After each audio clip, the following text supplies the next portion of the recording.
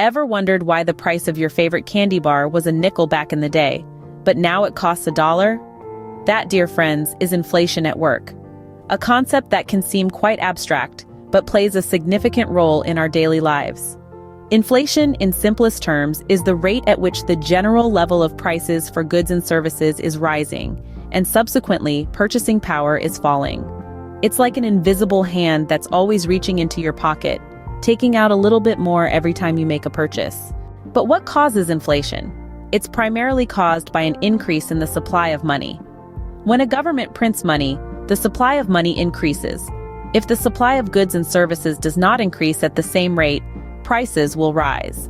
This is what economists call demand-pull inflation. On the other hand, there's cost-push inflation. This happens when the cost of raw materials or wages increases, causing companies to raise prices to maintain their profit margins. This in turn leads to higher prices for consumers. Now you might be thinking, all right, so prices go up, but why is that a problem? Well, the effects of inflation are twofold. On one hand, moderate inflation is a sign of a healthy economy. It indicates that consumers are spending, which drives economic growth. On the other hand, when inflation becomes too high, it can be detrimental. It erodes purchasing power. This means that your money buys less than it did before.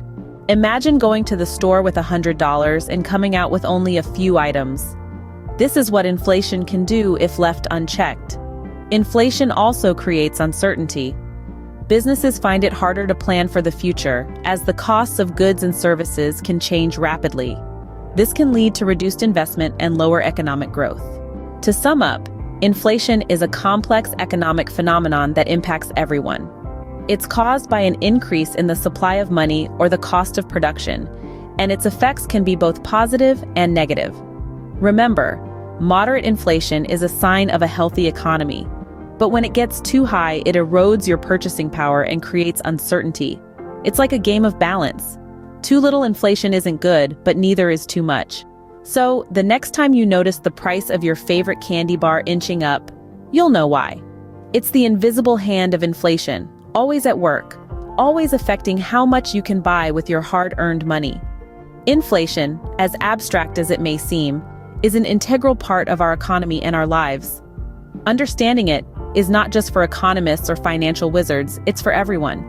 After all, who doesn't want to know more about the forces shaping their financial world?